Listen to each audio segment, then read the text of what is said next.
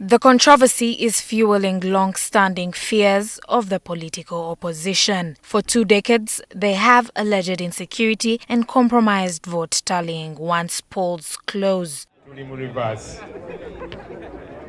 The Electoral Commission, through its chairperson, Justice Beata, maintains that its directive is purely an administrative need to ensure the safety of ballot materials and its staff and to prevent any potential disorder on the premises.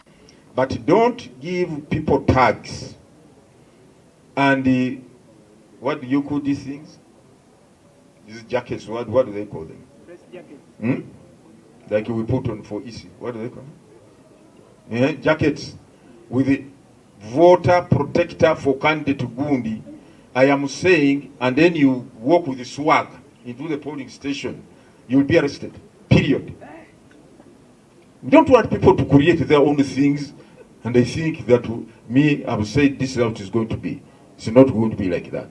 And I'm saying it unequivocally, that anyone who comes masquerading as a voter protector at a polling station, when that identity or concept is not known in our electoral laws, is not acceptable. For some opposition presidential candidates, remaining at the station is seen as a necessary measure to protect their vote. Protest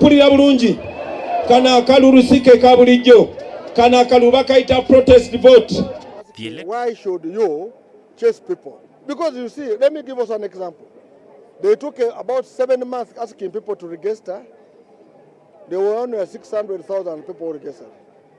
Just within a few days recently, when they called, they have registered, I'm told, 3.5 million people again.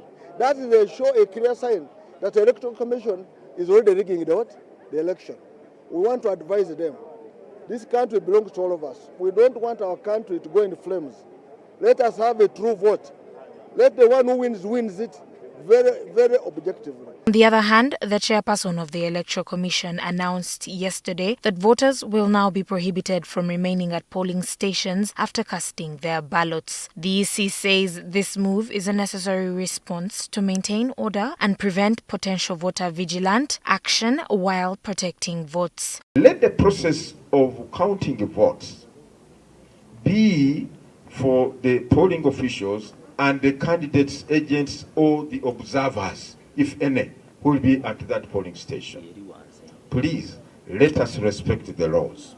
However, this decision has met a strong constitutional challenge. Elections activist Charity Ahimbisibwe argues that the ban infringes upon fundamental voter rights, specifically the right to observe the process of tallying and transmission. For a judge to become a chairperson of the Electoral Commission, our hope was we needed a person of a certain caliber, a caliber that understood the glory of a citizen of Uganda.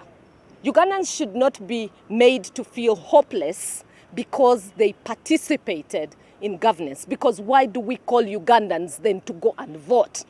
The rationale of calling a Ugandan to go and vote is because we recognize the importance that is attached to this Ugandan. And we recognize the importance that is attached to the Ugandan deciding on who governs them. And because we recognize that importance, we therefore cannot relegate it by calling them grasshoppers. Ahimbisibwe's challenge specifically cites Article 1 and 61 of the Constitution of Uganda that provides for the rights of a citizen and voter, and the Electoral Commission Act in Section 83, Clause A to G.